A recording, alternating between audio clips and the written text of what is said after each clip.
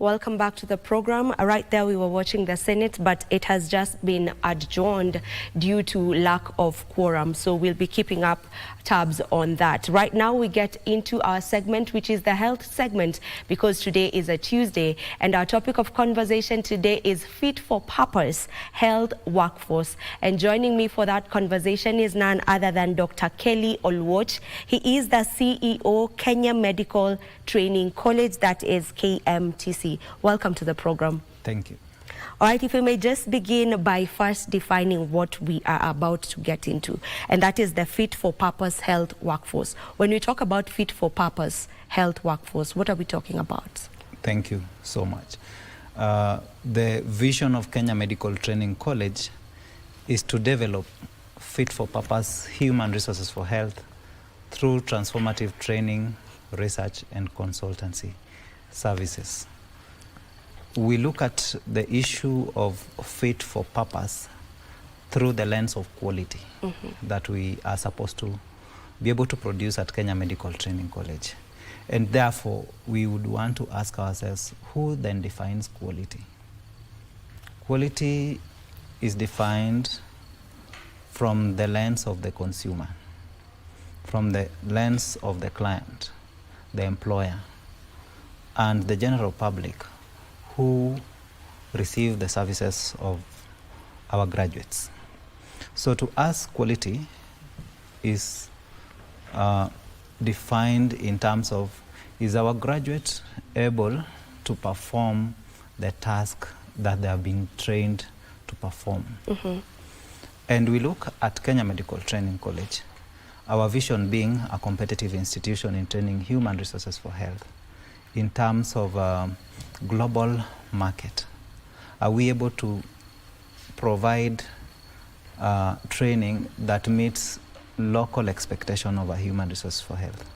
Are we able to provide training that meets the needs of foreign markets that also consume our services? Kenya Medical Training College graduates over 22,000 graduates every year. And that means that as an institution, we provide over 85% of human resources for health for the country. And the surplus, we are then able to support other countries that require human resources for health. And for us to be able to meet the expectations of these countries, our graduate must be able to speak the language of the patient in that country. And therefore, Kenya Medical Training College has invested in producing curricula that enable our students to learn French, to learn Arabic, to learn German, to be able to prepare themselves for entry exams that now, because of collaboration, is being offered locally. That is the NCLEX examination for entry into the markets like USA, Canada, Germany, New Zealand, Australia. We have made sure that our graduates are then able to work in any country of choice by ensuring that they learn these foreign languages from 5 to 11 p.m. in the evening. And therefore, by the time they are graduating, they are now ready for to provide services in the marketplace, whichever place they choose to work. And right now, maybe what is the role of KMTC when it comes to universal healthcare? What is your role as an institution on matters universal healthcare? Universal health coverage means that any citizen is supposed to access healthcare in a convenient way that does not have catastrophic effect on their financial position. Kenya Medical Training College has customized its training to take care of the broad spectrum of healthcare. In healthcare, you look at preventive services, you look at promotive services, you look at rehabilitative services, you look at curative services.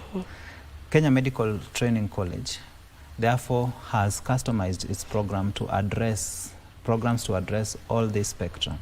By the way, Kenya Medical Training College offers 98 courses.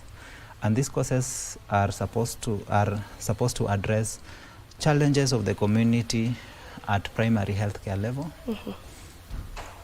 challenges of the community in rehabilitative care, mental health, curative services, and other services that are needed for a whole spectrum healthcare.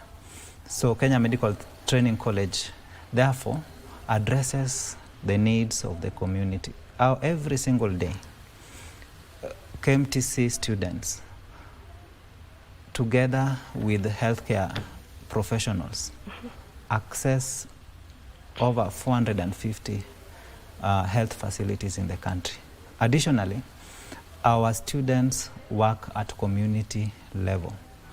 70% of our training is practical oriented, meaning that our students are supposed to access practical sites that are inside the communities at local level. Therefore, making sure that in addition to the efforts that our qualified health workforce are providing, KMTC students under supervision are able to provide and support the efforts of our counties, the efforts of the Ministry of Health, and make sure that we have a healthy, productive population. Right. SHA, which is the Social Health Authority, has just been rolled out. It's quite new in the country still. So maybe what are you doing in ensuring, or rather on civic education, specifically in the grassroots levels, in ensuring that, you know, people are aware of these new reforms? About rollout of SHA, KMTC has been tasked to work together with the counties of Kisumu and Homa Bay. In these counties, what we've done is, number one, we have set up information desks in our campuses.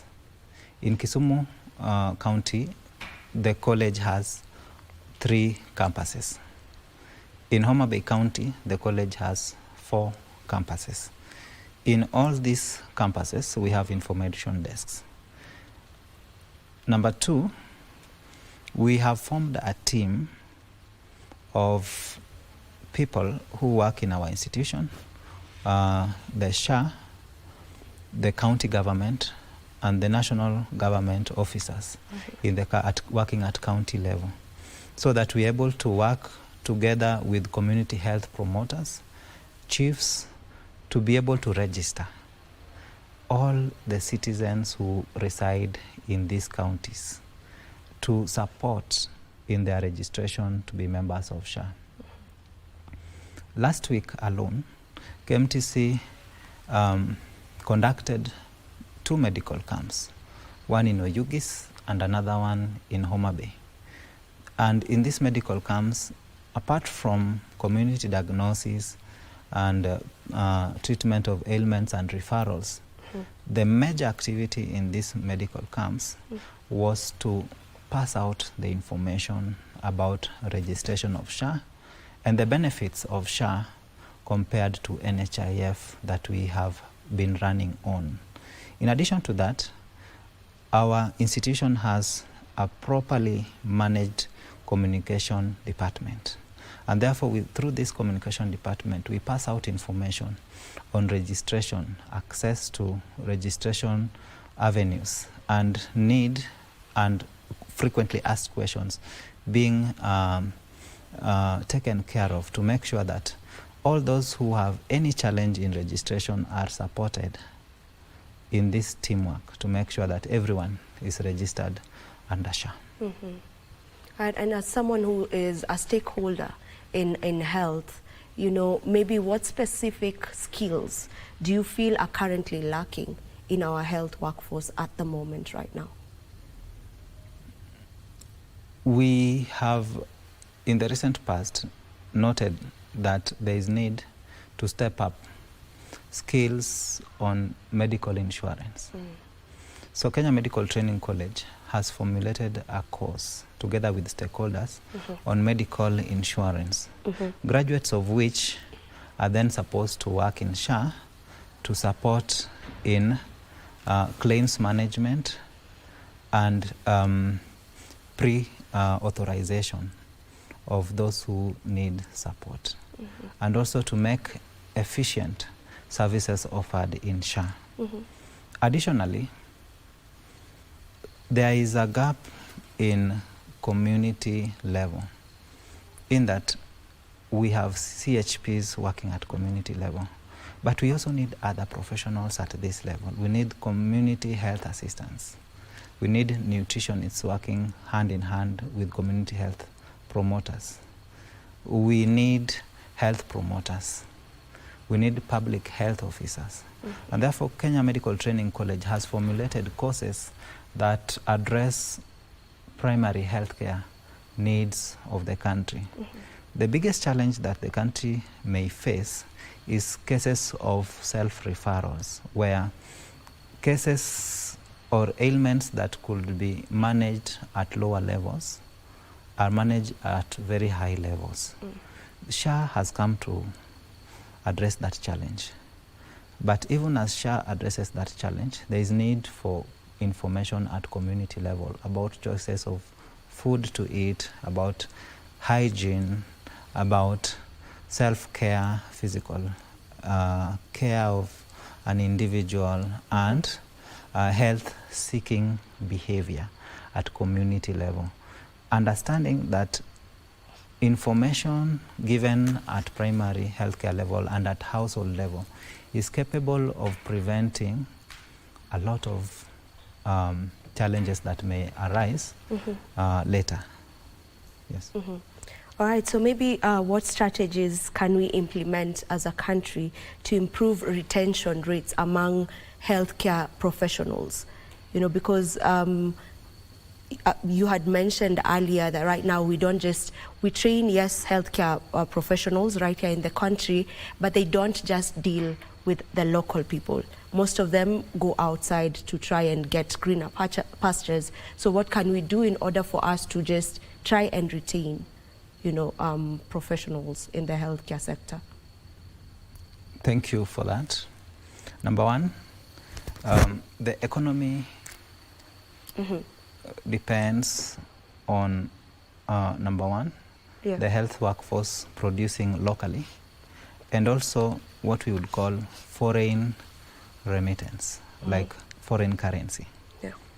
So there must be a healthy balance between those leaving the country to find jobs abroad and those retained here to work in the local economy. One thing that we must demystify is that people leaving the country to work out of the country means that there is no one left behind to work here. KMTC produces over 22,000 graduates. Really? That is a lot of labor. And the local economy is well catered for through this level of production, because we take care of all the spectra of healthcare. So what needs to be done is proper collaboration in production of human resources for health between the counties and Kenya Medical Training College, so that we are able to make sure we can predict human resource needs of every county, to customize our production to meet those demands. And at the same time, we need to work closely with counties to make sure that the work environment for health workers is properly addressed, to make sure that as much as possible there is sufficient availability of resources at county level that enable health workers to work locally. What motivates health workers, apart from salary, is an environment that supports their services. For example, availability of drugs, availability of equipment, availability of sufficient health workers to prevent burnout, and being able to work in an environment where their training needs and self-improvement are addressed. So this should be addressed together to make sure that we have a motivated health workforce, in addition to what we are doing to produce sufficient human resources for health. So it's not really alarming for us as a country No, when it we have shouldn't. most health workers, you know, opting to go abroad to practice. Currently, as we are, KMTC has over 67,000 students in the process of training. This year alone, we are going to produce over 22,000 students. That means that as a country, at mid-level training, we are producing enough for local consumption.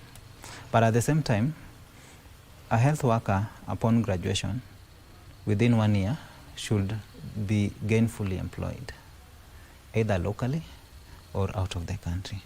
And what we are doing is to give choices to our graduates to be able to either get absorbed locally in the workforce, or those who may not be able to get absorbed locally, instead of not being productive in the economy, be able to get a gainful employment for which they are able to give the country foreign remittance, and therefore make our currency stronger, make our economy great, make sure that by remitting to our country, they're able to make sure that those they have left behind are also able to get engagements that are gainful in terms of employment. Yes. All right. Earlier on, you had touched on community health workers and how important it is to be able to also work hand in hand with them, you know, in the community level. Now, when we talk about community health workers, how equipped are they? Are they well equipped? And if they are, maybe what are some of the cases that they are able to deal with? There are over 103,000 community health promoters in the country. 103. Over. So what it means to equip them is first in terms of skills and in terms of kits and in terms of mobility. What the government has done is first to train community health promoters. Number two, to be able to work jointly between county governments and national government for a reimbursement that then enables them to be motivated. Third, they have been provided with kits that enable them to go into the community and provide services at community level, basically at household level. Basically, what community health promoters do at household level, number one, is providing information. Providing information in terms of hygiene, which is very critical for prevention of ailments. Providing information about lifestyle in terms of appropriate amount of exercises that somebody is supposed to do. Providing information about mental health. And what then should one look for in terms of challenges in mental health? They also provide information about prenatal care, mothers who are expectant, accessing health facilities, the number of visits. They follow up to make sure that mothers who are expectant in communities access prenatal visits, which are called ANC visits, so that they are able to make sure that they are taken care of before delivery and any challenges are detected or complications are detected prior to delivery. They also make sure that expectant mothers deliver under a skilled healthcare worker in a facility that is able to support in case there is an emergency. They then also, today we have World Hand Washing Day.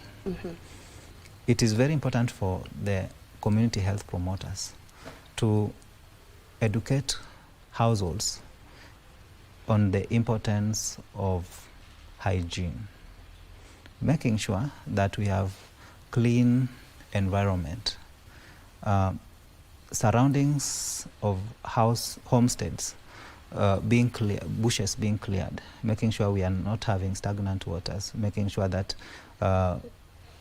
we eat healthy food.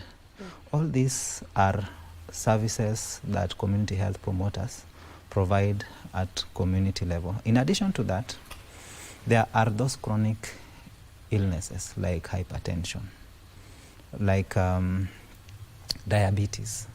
There's need to make sure that there is frequent monitoring of indicators of heightening challenges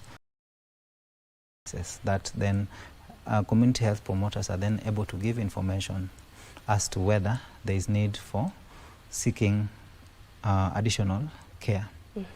So community health promoters have come at the right time, because if you're able to address and arrest health challenges at primary healthcare level, you're able to save a lot of resources that would have otherwise gone into curative services. It is said that if you spend $1 at primary healthcare level, you save $9 at higher levels of healthcare. And that is what community health promoters have come to do to address these challenges that the country has chronically faced. Yeah. And they do play such a huge role. I have to agree with you on that. Now, there's a research that shows, according to the Kenya Health Labour Market Analysis of the year 2023, Kenya has doubled its health workforce in the last 10 years. So maybe what have we been doing differently for us to get such results whereby we have doubled? So what are we doing differently, and maybe what more can we do in order for us to ensure that our healthcare is top-notch? What we're doing differently is to improve access to training. In 2013, KMTC had 28 campuses. And at that point in time, the institution was graduating close to between 4,500 to 6,000 graduates annually. Over a span of 10 years, the institution now has 86 campuses and 6 satellites. We are graduating over 22,000 annually, from 4,500 to 22,000. That is a big leap in terms of health workforce. Remember, it takes a lot of investment to make sure you have a qualified human resources for health. Secondly, we have collaborated with counties. Today, during World Hand Washing Day, we as Kenya Medical Training College are joining the county government of Machakos for a hand washing day. That is a practical example of collaboration, so that counties are able to invest in KMTC. Another issue is the CDF, National NGCDF resources. KMTC has worked very closely with members of parliament to invest in the infrastructure of Kenya Medical Training College. The institution has moved from a net asset of around 7 billion in 2016 to a net asset base of over 32 billion because of resources that has been injected in the institution from counties, from NGCDF, and from other stakeholders. So we have heightened the level of collaboration with counties, NGCDF, and other stakeholders. We have also made sure that we have not been limited to local partnership. We have partnered with other institutions out of the country, like we partner with Edith Cowan University in Australia. We partner with Richardson clinics in US to make sure we improve on our curricula, so that we make sure that the people we produce are it's called Jackson Foundation in US, so that we're able to produce qualified human resources for health. As we talk right now, we have a collaboration with United Nations organizations to make sure that we have given access to refugees in Lodwar to train at our campus there on enrolled community nurses. These are completely funded by UN organizations, so that we are able to provide those services. This collaboration, therefore, makes sure that locals in Turkana County also access training at Kenya Medical Training College, and they are funded for that purpose. Another thing that has worked to make sure we have heightened or increased human resources for health is availability of Higher Education Loans Board funding for our students, so that our students are able to access, just like university students and tertiary institutions, financing that enable them to go through our training. Again, we've partnered with other local organizations to access bursaries and sponsorship for our students, like Ratansi Foundation, and we really want to thank them for that. County governments and CDF also sponsor students to come to Kenya Medical Training College.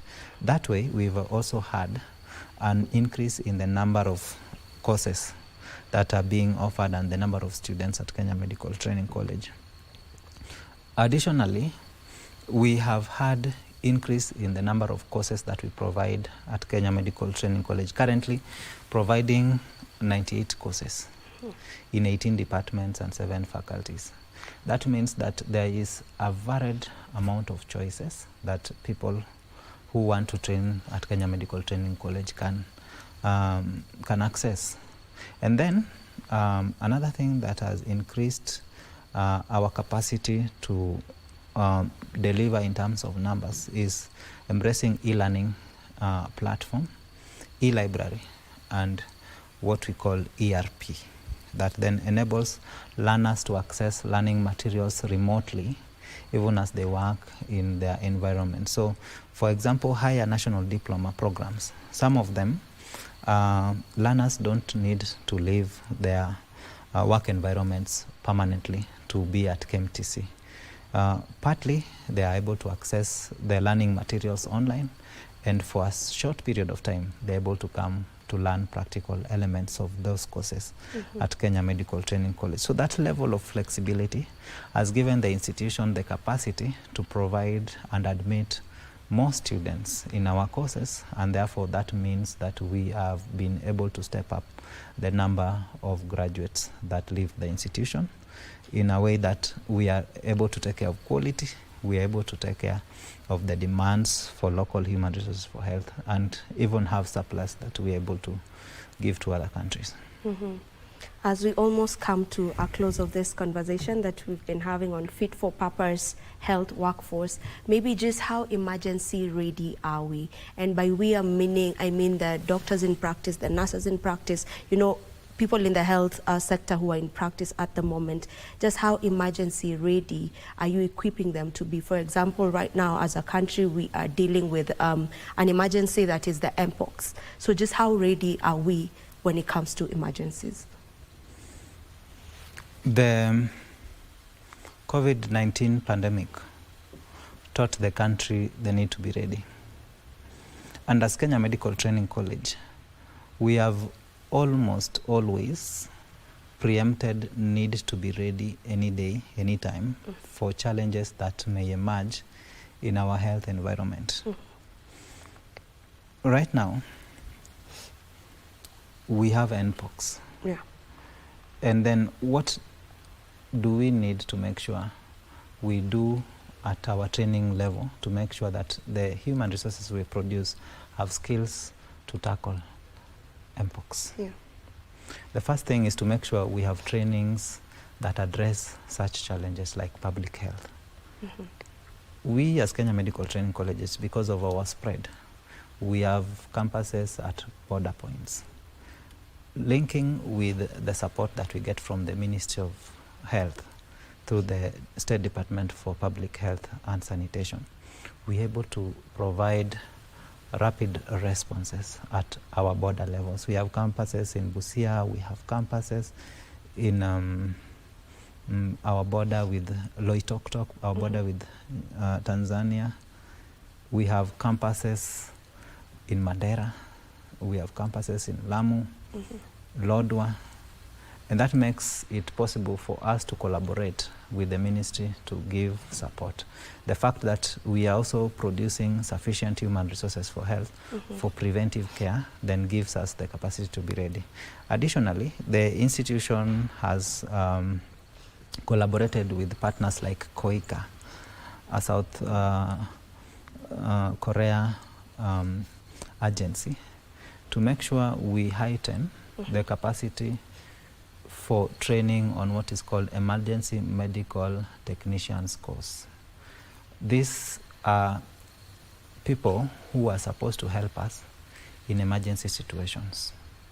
We collaborate with Red Cross, we collaborate with St. John's, and then we are able to produce workers who can respond to accidents, fires, and be able to make sure that we are able to address emergencies in time.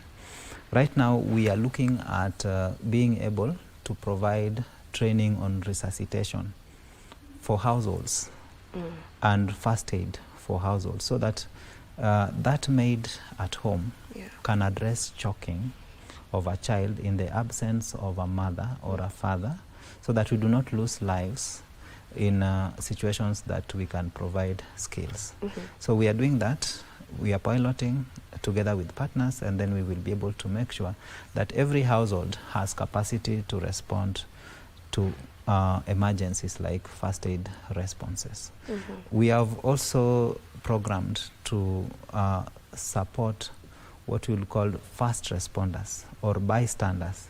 In cases of accidents, then some kind of support that is provided may actually exacerbate the condition of the patient. So that bystander, that motorcyclist needs to have basic skills on first aid. How do you evacuate a patient from an accident scene? Who among several casualties should you give your first attention? How should you remove them from the point of accident? What services are you supposed to offer before they reach a health facility? And maybe if you may allow me, how are you working on doing that? We are working with collaboration with KOICA, so that we're able to provide that kind of support in training local bystanders or responders in such cases. And also we are standardizing ambulance services through the kind of training we offer, so that all the ambulances are able to provide the basic support for a patient before they reach a destination for healthcare, so that we do not lose patients on the road. Yes, and we are able to do resuscitation. Anybody should be able to do resuscitation. One of the lessons we learned when we sent some of our staff to South Korea is that every person can respond to an emergency in that country. Yes, and every facility has capacity to resuscitate. In Kenya, we are far from that point, and it is something that does not require a lot of resources to achieve. And so we should be able to support our country to achieve a reasonable level of skills to enable us to avoid loss of lives that can be prevented, or complications that we can prevent.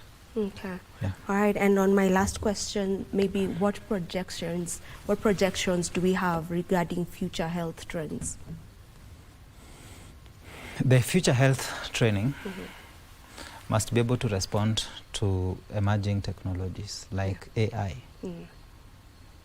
The future health training is going to address fields that currently do not exist. And the future health landscape is going to be extremely unpredictable. And some of the specialties we have now will cease to exist. And completely new fields in health will emerge. So what then are we supposed to do as health workers? What then are we supposed to do as health trainers? We must be able to learn, and most importantly, unlearn.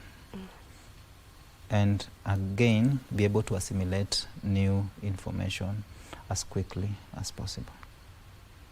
All right. Dr. Kelly, I will allow you to give us your parting shot in the fewest of words as we close up. First, have you registered for SHA? If you have not, then you need to register immediately by taking up your phone and dialing *147#. 1 for country, 47 for the number of counties we have. Please make sure you register now, today. Secondly, today we have World Hand Washing Day.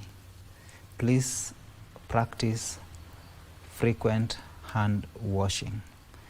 How should you wash your hands? When you are from the toilet, when you are just about to cook, when you have changed diapers, or when you just arrived in the house from your daily chores.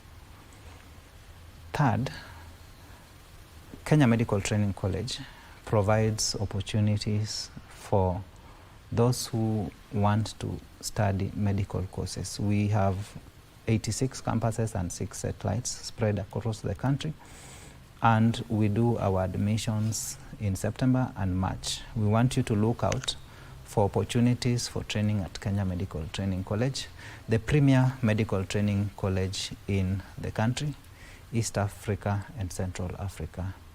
We want to provide the best in terms of training and support in making sure that you achieve your dreams in medical education. Yeah. Thank you. All right. Thank you so much, Dr. Kelly Oluoch, for joining us for this particular conversation. And this is where we end this topic, which was Fit for Purpose, Healthcare Workforce. Thank you so much for staying with us. We appreciate that you took your time to get to be with us from the beginning when we started at around 6:30 a.m. to now 10 a.m. Do enjoy the rest of your viewing. My name is Vivian Degwa. Goodbye.